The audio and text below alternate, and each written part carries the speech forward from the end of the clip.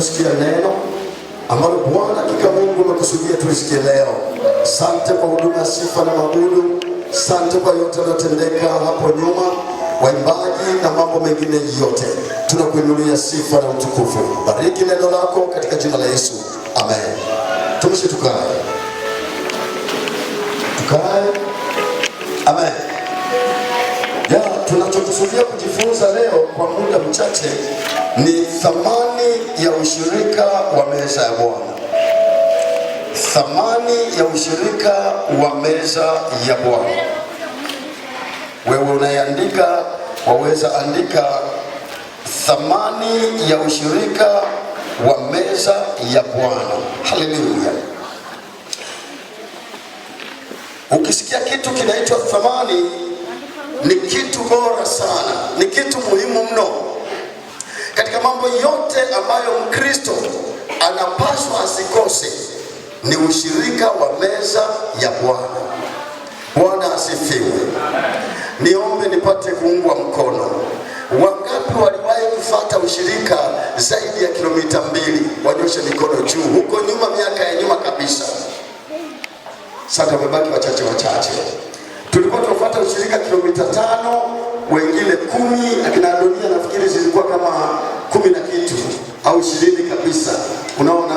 Na sikiza niwaeleze, na ikifika siku ya ushirika ulitangazwa karibia mwezi mzima. Kwa kila Mkristo alisikia shauku ya kwenda kwenye ushirika meza nini? Alisikia.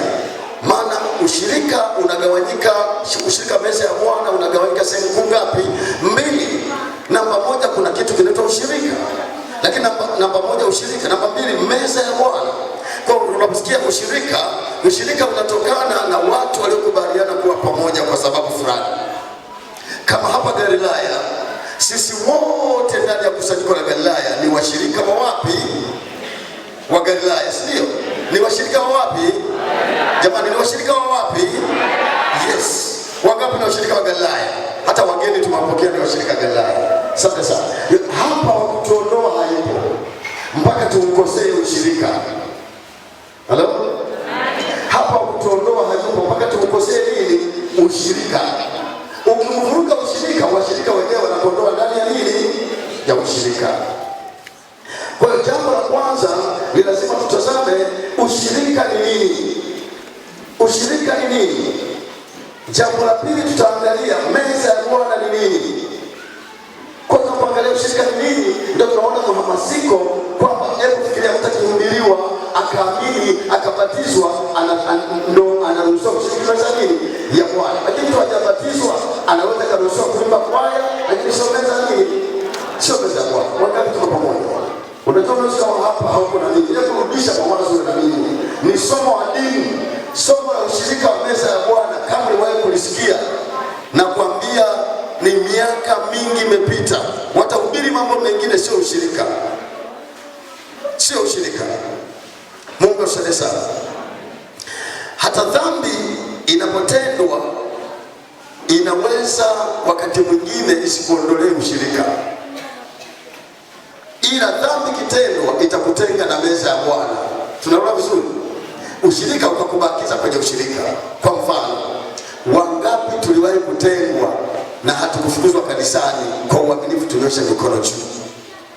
Tuliwahi kutengwa na hatukufukuzwa wapi? Je, tuliendelea kwa washirika? Hatukuendelea kwa washirika. Tuliendelea kwa washirika, ila sio wa meza nini? Ya Bwana. Asante sana. Kwa ushirika una thamani sana. Hebu fungua tuangalie ushirika wa Mungu na wanadamu. Kwanza kabisa, Mwanzo 3:21. Niombe msomaji wangu sasa uwe makini na kusoma chachacha. Mwanzo 3 mstari wa 1. Twende haraka na muda mchache hapa. Mwanzo sura ya 3 mstari wa 21. Biblia inasema, Bwana Mungu akawafanyia Adamu na mkewe mavazi ya ngozi akawavika. Asante sana. Bwana Mungu akawafanyia mavazi ya ngozi Adamu na mkewe. Akafanyaje? Akafanyaje? Jamani, kuna akafanyaje? Tupige makofi Mungu wetu. Pamoja na dhambi ya Adamu, pamoja na dhambi ya Hawa, haikuwa na kiwango cha kuondoa ushirika wa Mungu na Adamu na Hawa. Halo, mnanipata vizuri? Adamu na Hawa walitenda dhambi ya kutotii sheria ya Mungu, lakini bado Mungu ule ushirika wa yeye na wale watu wake haukuondolewa. Aliendelea kuwapenda, na hata akafika kiwango cha kuonea huruma, maana wako uchi. Akaingia ndani ya shamba, akachukua mnyama. Ni mnyama gani? Haijasema. Ni kondoo? Haijasema. Lakini akachukua mnyama, akamchukua, akamchinja, akachukua ngozi, akamvalisha Hawa, akamvalisha na Adamu, kuonyesha bado mimi na ushirika na nyie. Haleluya jamani, haleluya jamani, haleluya jamani, haleluya, haleluya. Sikiza nikwambie, usikate tamaa kwa dhambi uliyoitenda. Mungu bado anakupenda. Bwana bado yuko na wewe. Wala usivunjike moyo kwa sababu alikwambia hutasamehewa. Leo msamaha wa Yesu upo kwa ajili yako. Leo anaonyesha, na ile wanasema wataalamu wa Biblia wanasema ulikuwa ni mwanzo wa kuonyesha ukombozi kupitia Bwana wetu Yesu Kristo. Amen. Mungu alipochinja mnyama alikuwa anaonyesha ahadi ya ukombozi ya kumkomboa mwanadamu kupitia wanyama, lakini baadaye atakomboa mwanadamu kupitia mwanae wa pekee Yesu Kristo wa Nazareth. Kwa ushirika wa Mungu na wanadamu tunaona uliendelea. Kwa Mungu, ni kitu gani kitatutenga na upendo wa Kristo? Je, ni adha? Je, ni dhambi? Je, ni chuki? Hapana. Adamu na Hawa hawakukataa kosa. Halo? Hawakukataa nini? Alipoulizwa Adamu, alisukumia mke wake alisukumia nyoka. Walisema ni kweli. Hebu soma mstari wa 8 na wa 9. Hapo mstari wa 8 na wa 9. Mwanzo sura ya 3 mstari wa 8 na wa 9. Biblia inasema, kisha wakasikia sauti ya Bwana Mungu akitembea bustanini wakati wa jua kupunga. Adamu na mkewe wakajificha kati ya miti ya bustani, Bwana Mungu asiwaone. Bwana Mungu akamwita Adamu akamwambia, uko wapi? Akasema, nalisikia sauti yako bustanini, nikaogopa kwa kuwa mimi ni uchi, nikajificha. Asante sana. Unaona, kitendo cha kujificha ni sehemu ya unyenyekevu. Kuliko mtu kuwa gume, umekosea bado unakataa. Umekosea bado wewe ni jasiri. Sawa jamani? Yaani hauonyeshi kuogopa. Hiyo ndio Mungu hapendi. Lakini mtu amekosea, akatetemeka, akapiga magoti, akaingia kwenye nyasi na kujificha, anaogopa. Sehemu ya uoga ni sehemu ya kutii. Uoga ni sehemu ya kutii, kwamba huyu akiniona nitaisha. Kwa kitendo cha kuogopa, kwa sababu Mungu alikuwa na ushirika na wanadamu. Na katika ushirika ule Mungu alikuwa anakuja kila saa 9. Jua kupunga ni saa 9 na kwenda mbele. Anakuja kuwatembelea, anaongea nao. Na ndio maana alipofika aliuliza Adamu, uko wapi? Hivi ni kweli tujiulize, Mungu alikuwa hamuoni Adamu? Mungu alikuwa hamuoni Adamu? Kwa nini anamuuliza? Ushirika una kiwango cha kiroho. Sema ushirika una kiwango cha kiroho. Ushirika sio mkate na zabibu. Pana. Ushirika wa meza ya Bwana sio mkate na nini? Na zabibu. Ni zaidi ya mkate na zabibu. Kwa ushirika ni patano, ushirika ni urafiki, ushirika ni umoja kati ya mtu na Mungu wake. Kati ya Mungu na nani? Na Mungu wake. Ushirika ni agano. Ushirika ni patano. Bwana asifiwe. Kwa hapo kisomo unaona Amos 3:3. Amos 3:3. Ushirika. Kabla tujaenda kwenye meza ya Bwana, ushirika ni kitu cha thamani sana. Na huwa nasema hivi, usipende kuharibu mahusiano ya ushirika wako na mke wako, ushirika wako na mume wako, ushirika wako na ndugu yako, ushirika wako na jirani yako. Ukiuharibu mara ya kwanza, mara ya pili, atakuchukia jumla, hata tamani atakuwa pamoja na wewe. Ni kweli sio kweli? Usivuruge ushirika. Haya, wangapi shajiunga kwenye vigoba? Vile vigoba vya wanawake. Sasa niko na mikono mirefu sasa mingi. Vigoba ambaye hakurejesha, aliendelea kwa mshirika wenu. Hakurejesha kwenye vigoba, aliendelea. Tena mlienda na kuchukua godoro kwake, si ndio? Na cherehani mnachukua. Tusome kitabu cha Amos sura ya 3 mstari wa 3. Ndio. Je, watu wawili waweza kutembea pamoja wasipokuwa wamepatana? Je, watu wawili waweza kutembea pamoja wasipopatana? Jibu ni hapana. Jamani, ni kweli sio kweli? Jamani, hakukuwa mapenzi. Twende songa mbele. Baba mmoja alikuwa mkatili, anatanguza mke wake. Mbona uwai? Tembea na wewe mama fulani, tembea. Mama fulani akakonda, akawa kama fulani kweli. Wakitembea sasa, baba fulani usitangulie. Wewe na mimi ninatanguliza mwingine, tangulia wewe. Cheki miguu yake inatembea kama vinywavu. Yaani kwa wao wamenielewa, yaani miguu vile vyembamba. Huko mboni miguu yake. Siku moja akampiga hapa. Akakupitia na mguu mwingine, mama akaanguka. Mama naye kwa kumpenda mwe. Twende tu baba fulani, twende. Yaani kuna wanawake wanapenda waume, hata wanakataka mangumi wapo tu. Shindilia mpaka napasuka. Niliwachekesha hapa Jumatano moja. Nina dada yangu alipigwa jicho mpaka ikataka kutoka Uislamu. Tukasema mimi na ndugu zangu, sasa ni hivi. Aende polisi kutaki, mtoto wake kiume akaenda polisi kutaki, na mdogo wangu kwa Uislamu wakaenda polisi. Wakamita dada yetu sasa. Polisi wakamwambia, "Mimi ni nani? Mimi ni kaka yake. Na wewe ni mtoto wake. Hatuwezi kubali baba ndo alale ndani." Baba alale wapi? Alale ndani. Amemtoa jicho mama. Wakamwambia, "Mwiteni mama na yeye." Maana tunajua. Mama kaitwa ndani. Na mimi nimeshasema wewe ndani. Wakamunisikiliza wakawa. Wewe ndani. Sasa dada yangu akafika Uislamu. Wakamwambia, "Sasa sikiliza, hao ni mtoto wako na huyu ni kaka yako." Wamesema kweli mume na sisi tumeona. Sasa tunafungua jalada, mume wako aende ndani. Wewe unasemaje? Jamani, mwacheni mume wangu. Mwacheni mume wangu. Sasa kuumiza hii tatizo. Usicheze na mume wa watu wewe. Ikatukuta wakanipigia simu. Simu ndio mimi nimekasirika. Sasa siwezi kuja kwa kesa sasa. Yeye anaruhusu mahakama. Juzi nimepiga simu tunasalimiana, nitafanyaje? Hapo ni shemeji bibi sio kama mko salama. Tuko poa. Usiingilie ushirika wa watu wangapi? Utaibika wewe. Utaibika muda sio mrefu. Kwa ushirika ni watu waliopatana, wakakubaliana tuwe pamoja. Samahani wapendwa, CCM huwezi kuitenganisha na CCM wake. Chadema huwezi kuitenganisha na Wachadema wake. Juzi nimepita sehemu, niseme nisiseme, ila msinitafsiri. Msinitafsiri. Coastal Union nimemfunga nani? Goli ngapi? Sasa sikiliza.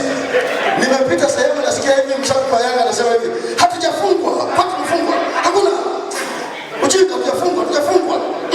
Nikasema goli limeingia kabisa. Nikagundua huyo ni mshirika wa Yanga 100%. Hawezi kusema Yanga vibaya. Mbona unasema kanisa lako vibaya sasa? Yaani wa Yanga amepigwa baada anaitetea Yanga. Sina wewe mtetee Yesu. Sio vyote alivyo na damu yake na mamisumari yake. Sema ninamlavu Yesu, nampenda Yesu, nampenda. Amina. Vyote alivyo. Pende tu. Ukipenda kanisa la Yesu umempenda yeye. Ukipenda jirani yako huyo naye umempenda Yesu. Ndio maana usinene neno lolote. Mama Giradi si kama yumo huko. Nikisema sitanielewa. Mama Giradi anaambiwa pale ushungi. Ambaye hijabu. Alafu kulikuwa na nyama ya kuku, kulikuwa na pilau. Mama Giradi na mama Misara wakasema pilau zipotelee mbali. Hatufai ushungi kwenda kula pilau. Alimpenda Yesu, akupenda. Tena yuko kwa Shomara waitu. Sikiliza, yaani kulinda ushirika kuna gharama, kuna gharama. Yaani wewe unataka kuitetee hata kama madhaifu wako unasema ya kweli. Tunaelewa virusi hapa. Virusi, sisi tunampenda.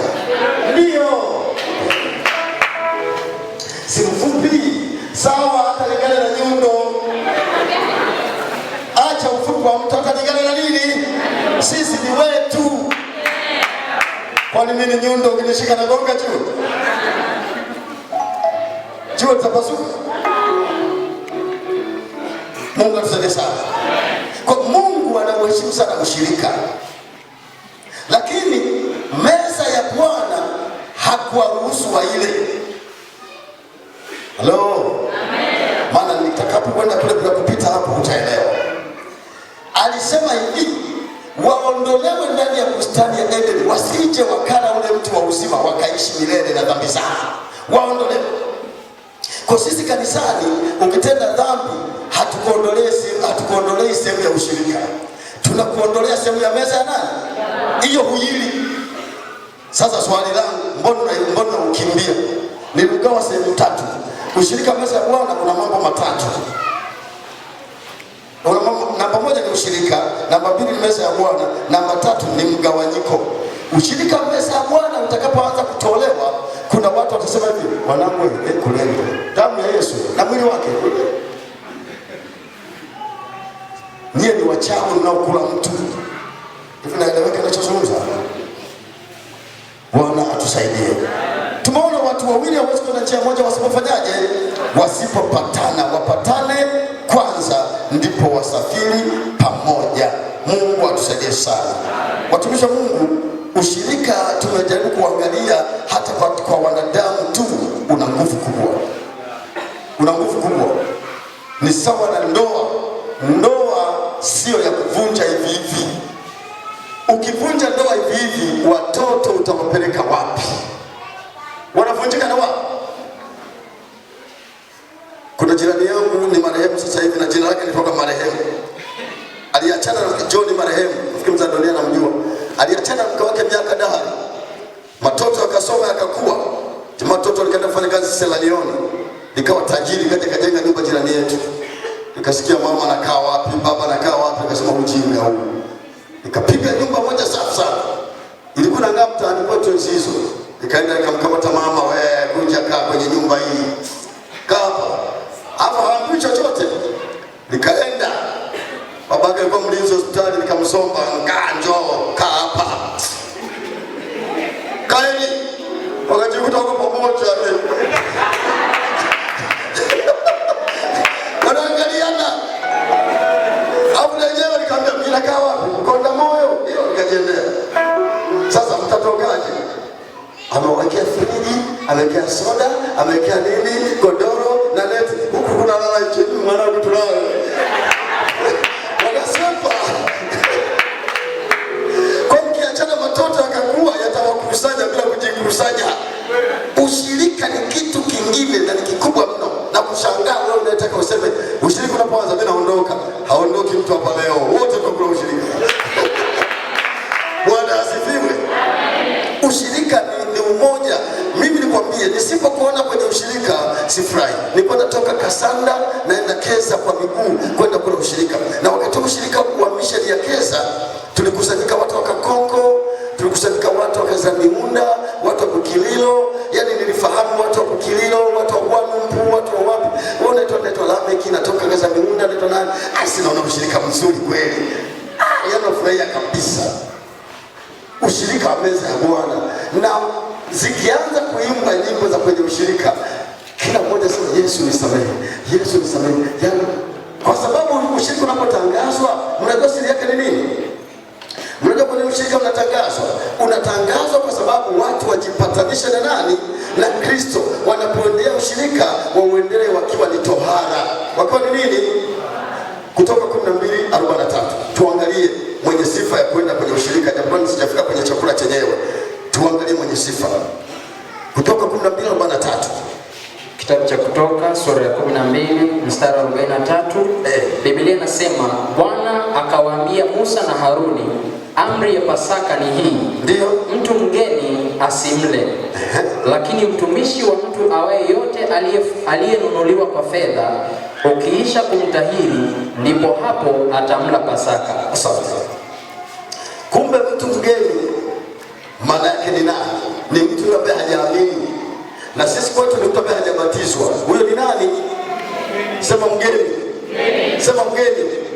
Huyo ni mgeni. Haruhusiwi kumega mkate mpaka afanyiwe tohara. Tohara hii anayozungumza mtumishi wa Mungu Musa ni ipi? Tohara hii ni toba. Hebu sema toba. Hata mtumishi wa Mungu nani yule Stefano aliwaambia Wayahudi, ninyi msiotahiriwa mioyo yenu, si ndio mchachosema? Lakini katika nyama za kimwili wao wametahiriwa, lakini hawana tohara ya moyo, maana hawana toba ya kweli. Tohara ni toba. Asile ushirika meza ya Bwana mtu ambaye hajatubu, hajabatizwa, asiusogelee. Lakini akisha tahiriwa akawa tohara, ale ushirika meza ya Bwana. Bwana asifiwe. Mungu atusaidie sana. Ndugu zangu, ushirika ni kitu kizuri sana. Kwanza unatufanya kuwa na nguvu. Umoja ni nini? Umoja ni nini? Utengano? Hebu, ushirika una thamani kwa sababu ndani yake kuna nguvu. Hata sisi tumekuwa wanne kijimbo kwa sababu ya nini? Si wingi wetu. Hiyo tumekuwa washirika 10, tumekuwa wanne. Hata kidogo. Sasa washirika wa Galilaya kama ungekuwa na uchungu, kila mmoja angekuja na mshirika. Sasa mpaka watu waje wanawaboa, yani wanajiboa kwamba hawa wanakosa kuleta nini watu kanisani, wanarumbana wao. Mkianza kurumbana, kwa unatakiwa utumie juhudi zote katika biashara yako, katika kazi zako, uhakikishe unahubiri injili ya nani? Ya Yesu Kristo, na uambie uzuri uliopo kwa Yesu, na hata kanisani kwako na kuabudia walete watu. Na kama mmoja mmoja ataleta mtu, basi kanisa ndani ya jengo hili hatuenei. Mungu atusaidie sana. Kila mmoja akiamua. Dr. Mbagele, wale watu wanaokuta chumbani wagonjwa, kila kishonana akisema washone kwa wiki ataleta wangapi? Anawatisha na kuwatishia, wewe ndio unataka kuokoka. Sawa. Nitakuwa nakutibu vizuri eti. Njoo. Kwa nakutibu vizuri. Njoo. Sasa unasali wapi? Sema fulani, nitakuja tusali wote. Na sali na daktari kabisa. Halafu wakimkuta kule kwenye kiti, anachukua sura ambao hawajaokoka na mkali. Anakusanya. Wenye duka nao wakiamua wafanya biashara, si watakusanya hasa. Ukienda kwa Azania ndio anashonana, anaingia anatoka.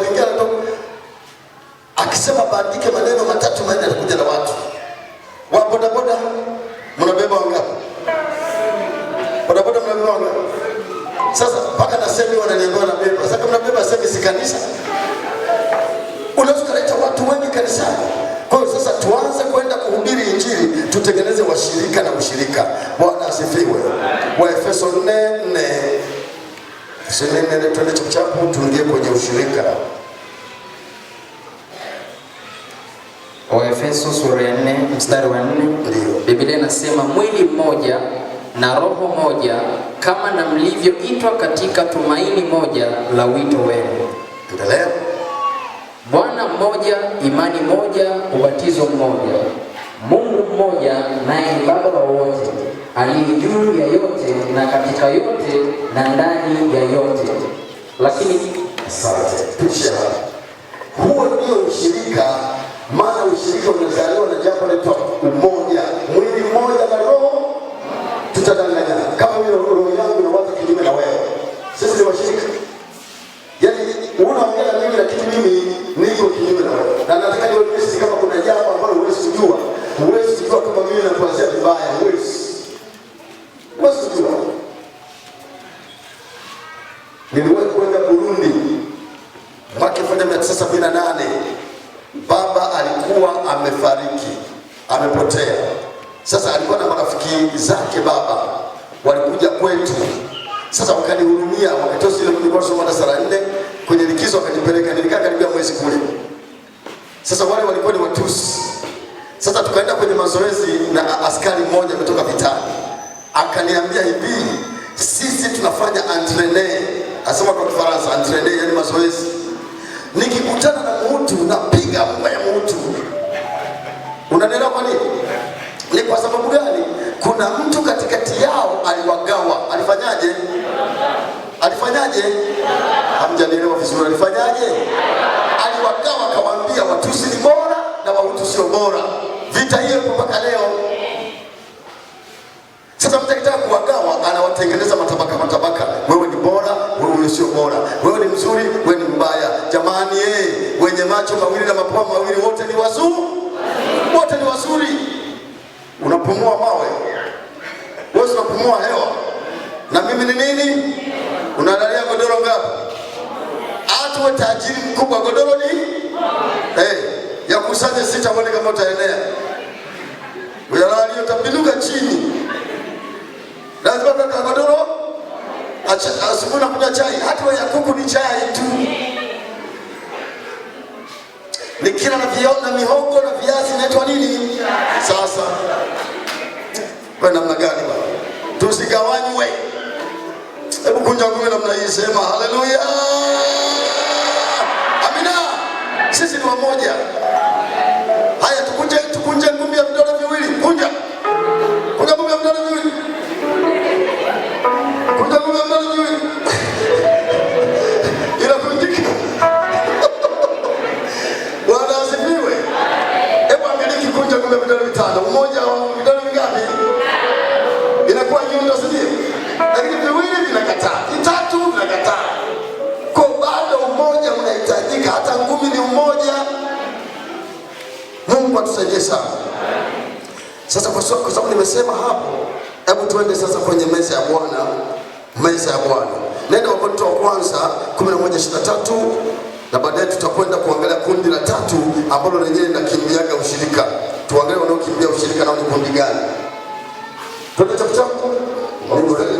Wakorintho wa kwanza 11:23. Biblia inasema, kwa maana mimi nalipokea kwa Bwana niliyowapa nanyi, ya kuwa Bwana Yesu usiku ule aliotolewa alitoa mkate, naye akiisha kushukuru akaumega, akasema, huu ndio mwili wangu ulio kwa ajili yenu, fanyeni hivi kwa ukumbusho wangu. Na vivi hivi baada ya kula akakitwaa kikombe akisema, kikombe hiki ni agano jipya katika damu yangu, fanyeni hivi kila mnywapo kwa ukumbusho wangu. Maana kila mulapo mkate huu na kukinywea kikombe hiki mwaitangaza mauti ya Bwana hata ajapo. Toshi. Nilitaka hapo. Mtoto Paulo anakiri habari ya ushirika meza ya Bwana alipokea kwa Bwana. Alipokea kwa nani?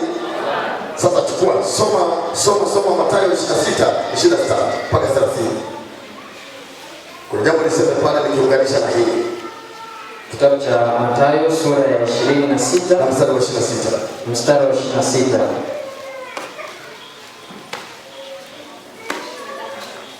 Umekosa. Biblia inasema, nao walipokuwa wakila, Yesu alitoa mkate, akabariki, akaumega, akawapa wanafunzi wake, akasema, twaeni mle, huu ndio mwili wangu. Akakitwaa kikombe, akashukuru, akawapa akisema, nyweni nyote katika hiki, kwa maana hii ndiyo damu yangu ya agano, imwagikayo kwa ajili ya wengi kwa ondoleo la dhambi.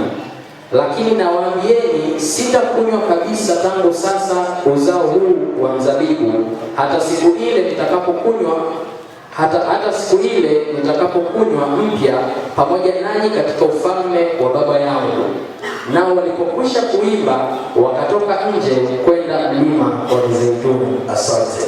Mtume Paulo anasema kwa kufanya hivi tuazimisha mauti ya Bwana mpaka ajapo. Maanake meza ya Bwana tunapoila, namba moja tunakumbuka mateso ya Bwana wetu Yesu Kristo pale msalabani. Haleluya. Haleluya. Haleluya. Haleluya. Lazima mwili usisimke. Lazima roho ikubali.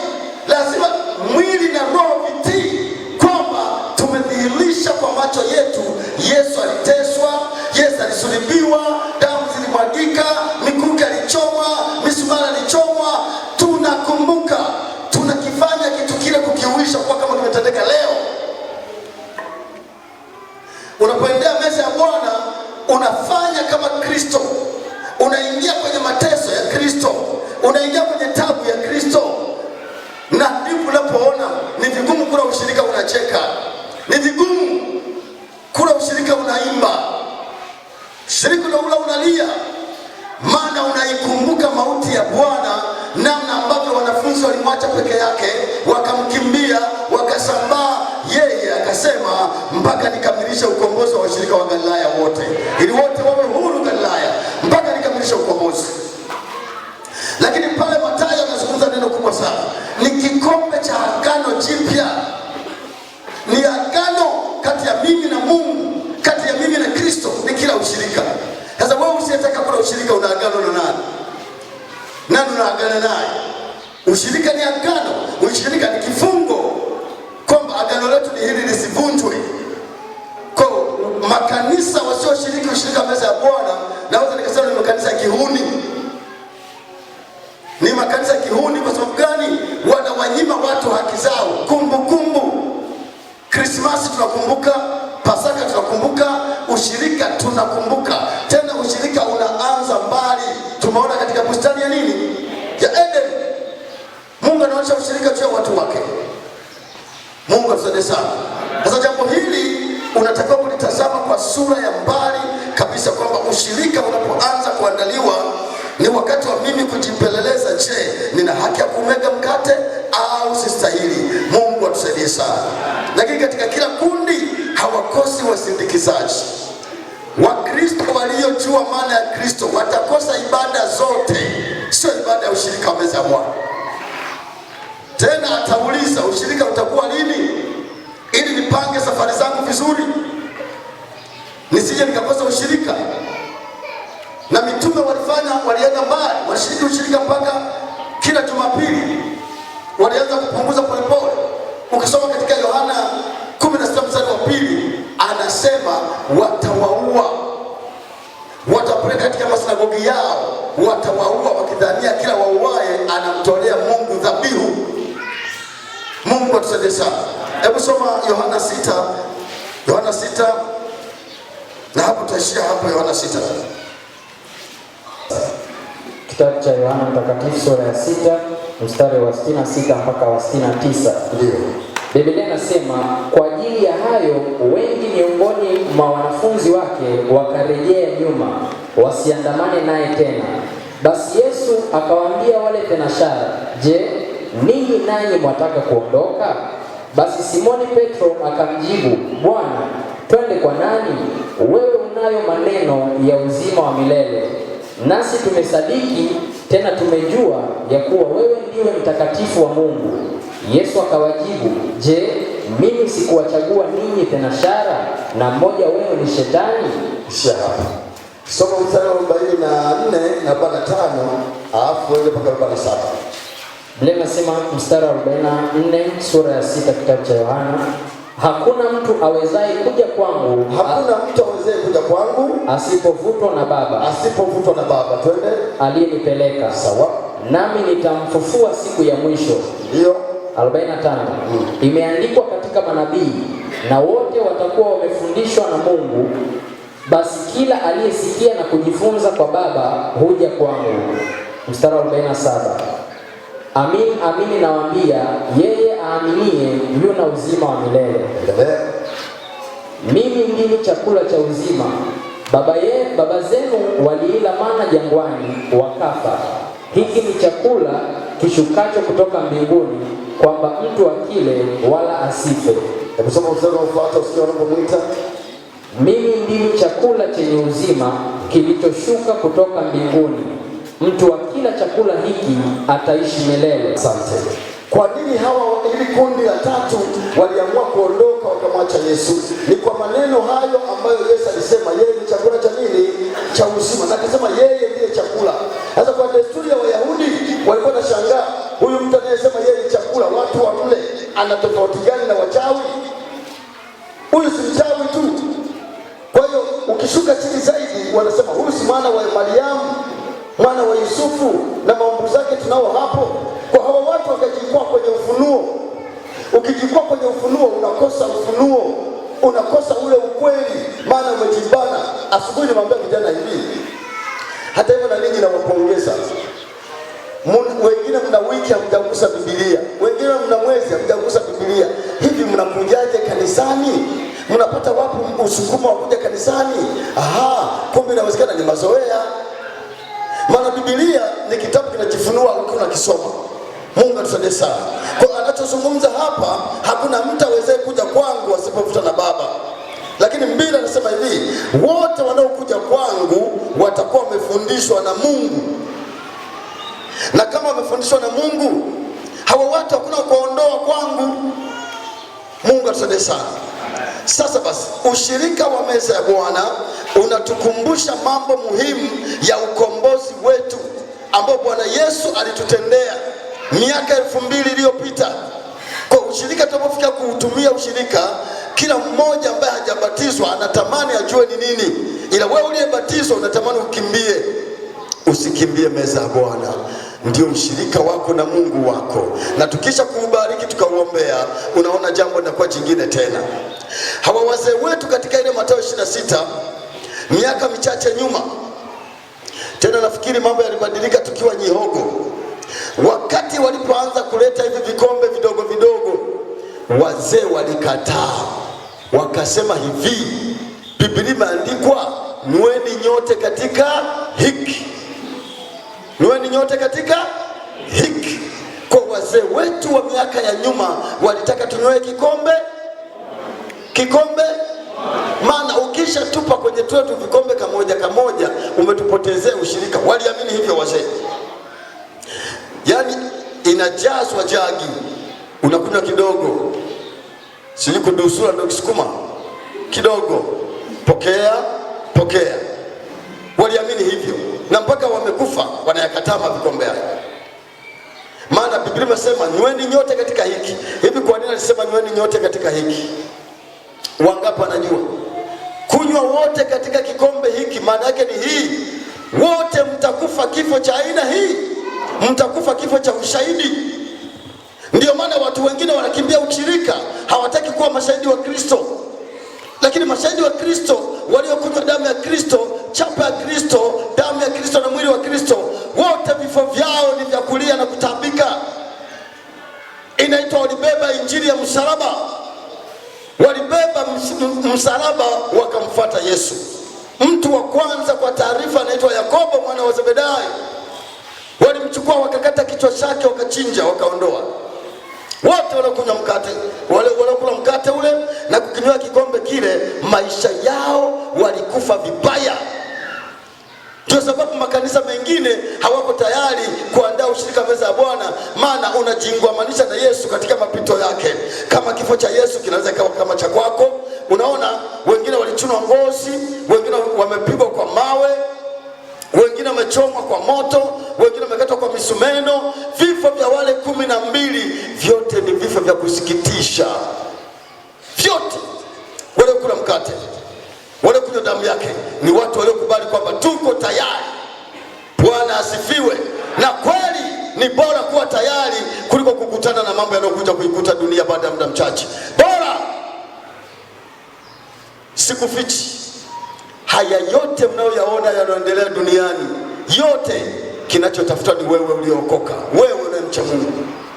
Wewe ndio unatafutwa, unazingirwa.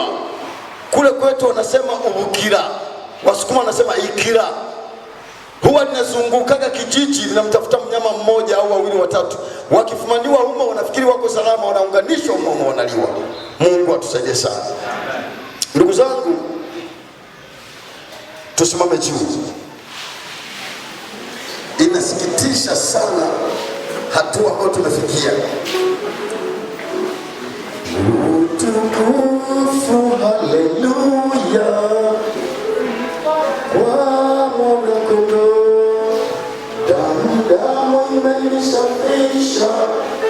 Utukufu kwa Yesu. Tumemoa tukae nikatoka katika ushirika. Utukufu, haleluya, sifa kwa mwana-kondoo, damu imenisafisha. Utukufu kwa Yesu. Utukufu, haleluya, sifa kwa mwana-kondoo, damu